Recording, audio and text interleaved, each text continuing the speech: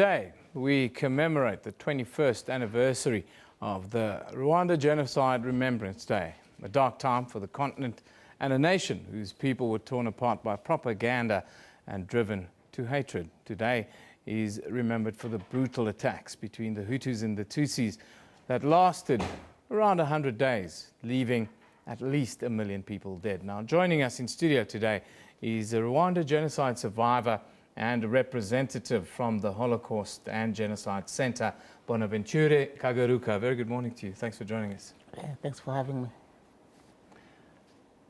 A dark day for the African continent, for us all as Africans.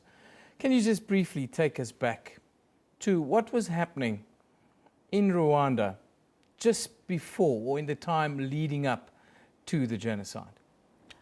Well, Rwanda used to be a beautiful country by 1994.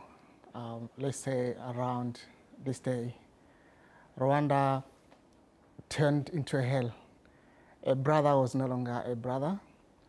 I don't really have words I should use to explain to you what happened in that very morning on the 7th of April. So people, they started killing in 100 days, as you know, almost 1 million of people were slaughtered, were butchered, were wiped out. Tell us your story, how you managed to escape the persecution of that time and then the long journey that's led you to South Africa to where you are today. It wasn't really persecution. It was mass murdering people. In the same night on the 6th of April, when the airplane was shot down, that's actually when everything started. We were divided as a nation. There was no person to trust, and let's say the day we had been dreading for many years intruded. Now, the International Criminal Tribunal began in 1994. Do you think that all the time that it took for this tribunal to get to some sort of findings, has it delivered the justice and the closure, one would think, that the people in your country would have wanted? Definitely, as a genocide survivor, in my personal view, I would say the step which has been done is literally we need to do more. The genocide perpetrators are still at large all over the world, including South Africa. So we still need justice to take its course. How do you think that justice would be able to be served going forward? For me, the important thing is now educating communities about human rights, tolerance, how we can live together as a human race. That's very, very important for me, education.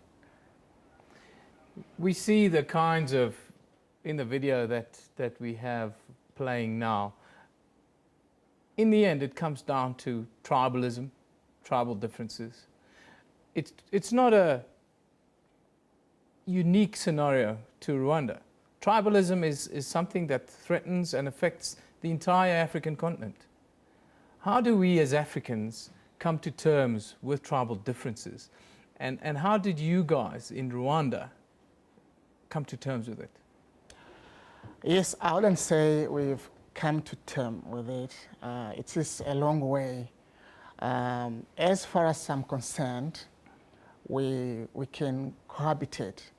A true reconciliation takes time. I believe we still need to work hard towards a full reconciliation. In terms of the African continent, yeah. It seems we haven't learned from the past. So, which means also our future doesn't look bright. What about South Africa? You've now come to this country. Yes. You live here, and you must have experienced some of the what is called xenophobic attacks here in South Africa. If we had 100 days of these kinds of unabated xenophobic attacks in South Africa, do you think we could experience something like you guys did in Rwanda? It all starts as a hatred, and then it turned to be into a genocide. Xenophobia, racism, sexism, that's the way it starts from. I believe in South Africa and our spirit of Ubuntu and the history of South Africa, especially apartheid. Xenophobia shouldn't be happening in this country. We are all human beings. We need to learn to be more human and live together.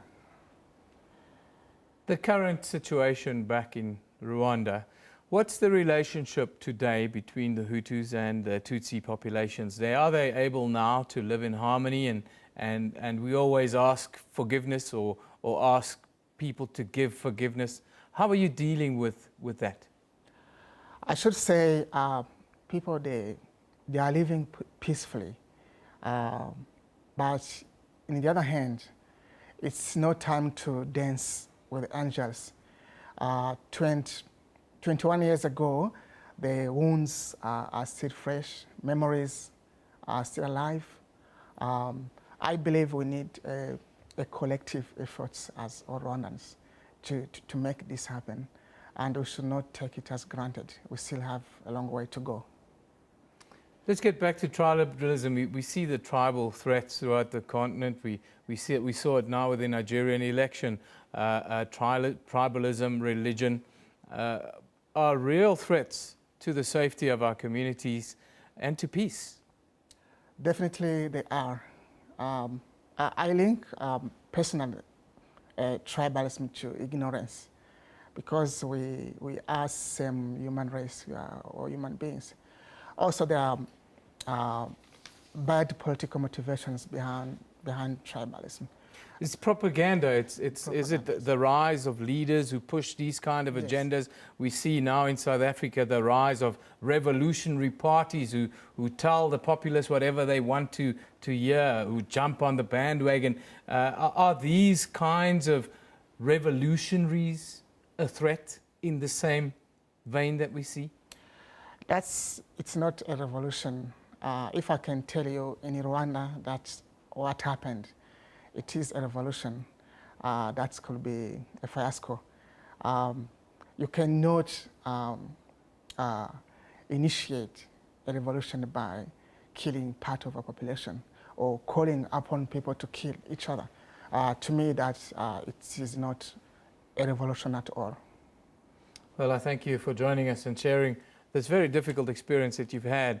You guys are doing fantastic work with the programs that you are involved with now. Thank you for joining us today. That's a Rwanda genocide survivor, Bonaventure Gagaruka, who works at the Holocaust and Genocide Center here in Johannesburg. Thank you once again.